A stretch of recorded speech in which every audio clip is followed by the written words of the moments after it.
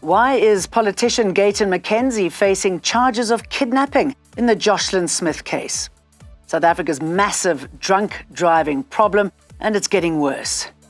Hello, I'm Jane Dutton. EWN, in touch, in tune, and independent.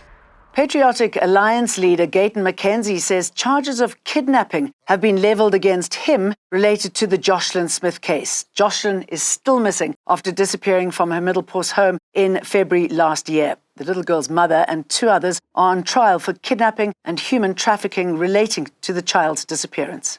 Minister Jane McKenzie's name has come up a few times during the trial into Jocelyn Smith's disappearance. It's emerged he was with her mother, Kelly Smith, on several occasions after her child went missing to offer support and help her find her daughter.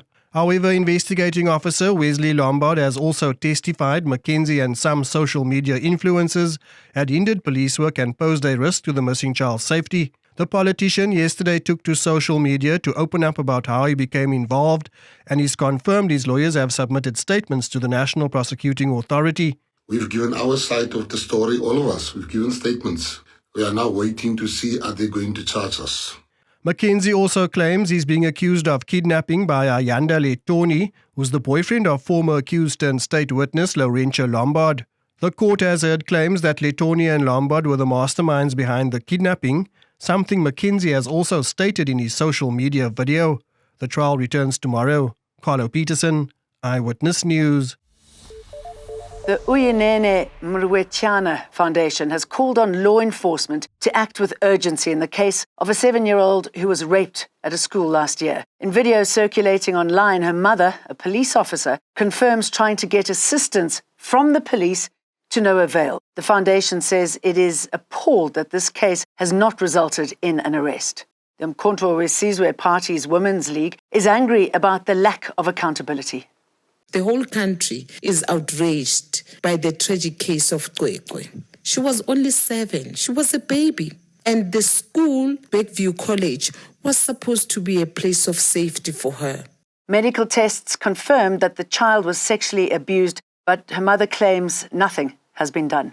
In Limpopo, a teacher who allegedly raped a 13-year-old is currently on the run. Police say the 58-year-old suspect drove off under the pretense of going to the police station. The mother was later informed by another teacher about her daughter's ordeal. According to preliminary investigations, the 13-year-old was raped several times since November 2024. A case of rape was therefore registered for further investigation.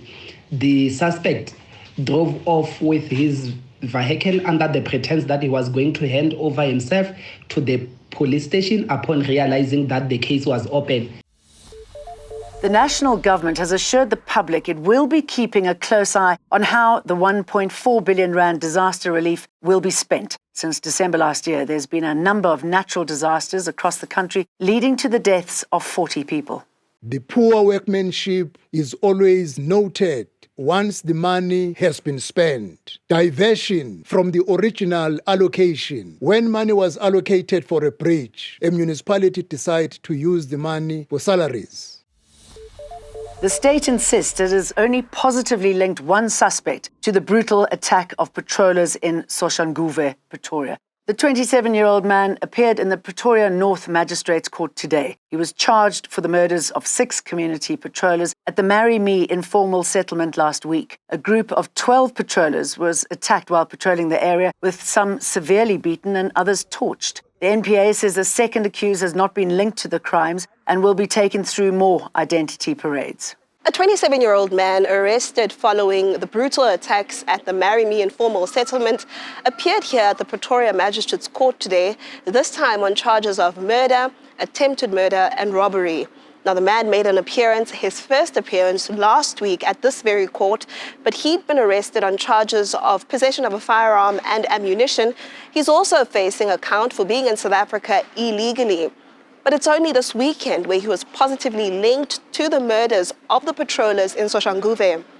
Today, Magistrate Thandi Teledi heard from the prosecution that the man has been charged with 13 counts in total, some of murder, some of attempted murder, and others of robbery.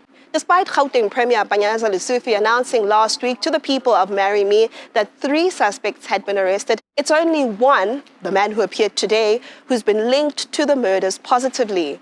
The 27-year-old will return to this court tomorrow on his other charges. He'll be joined by his 51-year-old co-accused. Khomezo Modise, Eyewitness News at the Pretoria North Magistrates Court. More than 225 motorists have been arrested for drunk driving in Johannesburg in the past week. The operation, which ran from last Monday to Sunday, forms part of ongoing efforts to reduce road fatalities across the city.